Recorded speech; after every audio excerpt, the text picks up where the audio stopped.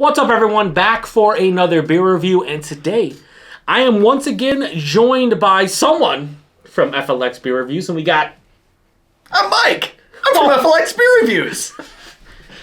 Unbelievable! How about that? So today, Mike and I are reviewing a beer that was sent to us by a very good friend of ours and former beer tuber Joe of the now defunct NEPA Beer Review. So huge thanks to him.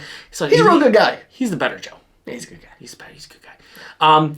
And in the description box, I will post a link to the beer mail video I did that contains all the goodies he hooked us up with. He hooked us up with 2 4-packs of this beer. Oh, I appreciate it. He hooked us up with a... That's what I appreciate about you. That's what I appreciate about Scene. No, so he sent us 2 4-packs of this beer. He sent us a whodunit / mystery beer, and he sent me an extra pumpkin beer that I know you love pumpkin beers. But the reason he sent us this beer is because Mike and myself are huge fans of the Canadian comedy TV show Letterkenny. Indeed. And this is a Letterkenny-inspired... You gotta do it. You gotta do it. You gotta do it. I can't.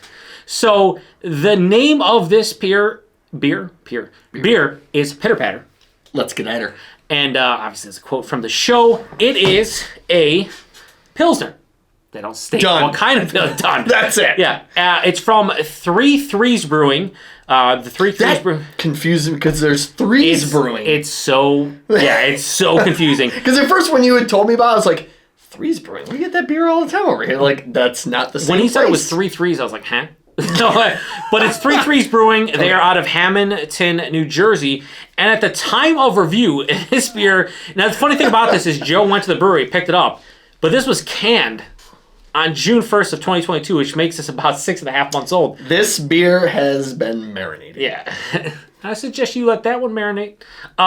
This says, "We'll never lose again," which is another quote from the show. We'll never lose again. It's so good. Sudbury Blueberry Bulldogs. Let's get into it. To be fair,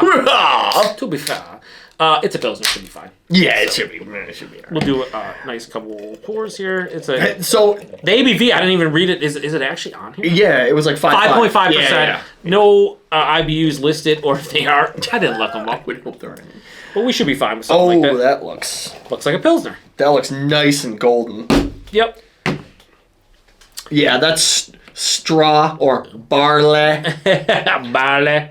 Yeah, nice white foamy. Somebody get this guy a fucking Puppers. I love them. So they actually have a beer in the show called Puppers. It's only available in Canada, though. Yes. So it's a little bit more cloudy than a typical. I have had a can. It's good. This is a little bit more cloudy than your typical A little Pilsner. hazy, yeah. Has a finger of like a super bright white head. Super bright white Super head creamy on it, looking. yeah. It's good nose.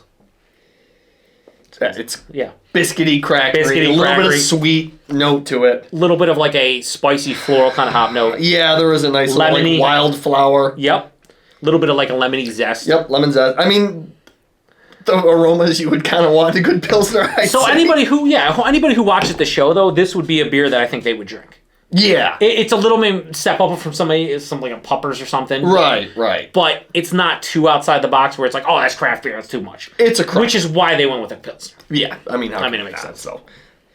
Oh, it smells good. It does smell really good. Shoot, And it's 6.5 months old.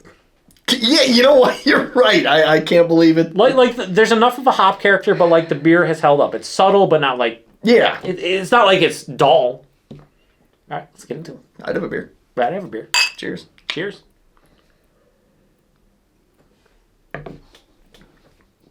Yeah.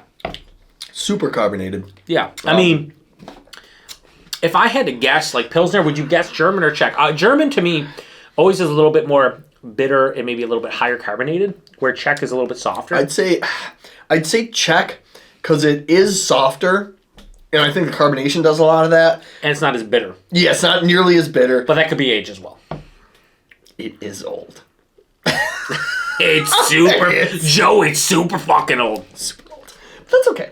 Your sister's hot. I said what I said. I'm going to usually take about 25% off. Nice. Squirrely dad.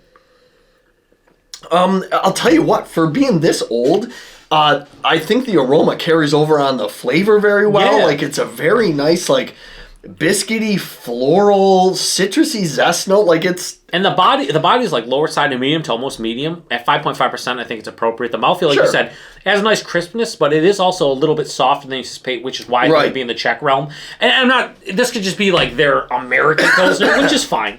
But... Sure. Example. If you have Frequentum here. And FLX here. Or Mortalis, or other half, or all these brothers. Right. If they threw this out, and it was like $12 to $14 a 4-pack, I think because of our love of Letterkenny, I'd pick this up occasionally. And just having that, But now you're getting into the realm of gimmick beers. Mm-hmm. The one that comes to mind is the Steve Austin beers. Yeah. Like, you're going to pick them up because of what they're branded after. Yeah. So it's like, yeah, absolutely. As long as it's a solid, decent beer, and that's exactly what this is. A good beer. This is a good Pilsner. Is it like the best Pilsner we've ever had? No. But like, do I go into something like this expecting the best Pilsner I've ever had? Definitely not. It reminds me of when I had the Puppers. Like, I related it to the Trailer Park Boys beer. Their Freedom 35. Is it the best lager I've ever had? Absolutely not. But it was very serviceable. It was good. Mm-hmm. I'm absolutely going to pick it up because of the gimmick.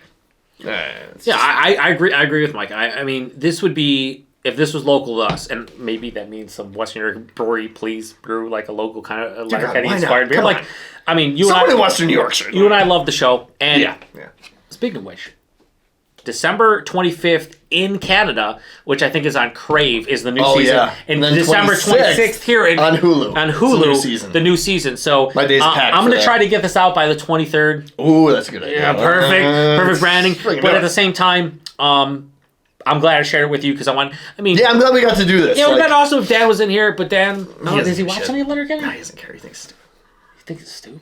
Does he like the Trailer Park Boys? Like, there's like I feel like Letterkenny. I'm not saying they're all similar shows, but I'm like the comedy's very similar in like that Trailer Park Boys, Kids in the Hall. Like they're all like in a realm. I never watched any of the new Kids in the Hall. I didn't watch any of the new stuff, but the old school stuff. I love the old stuff. Like you can say whatever, but I think Canadian. These are the Daves I know. These are the Daves I know. It's like I crush your head. Crushing your head.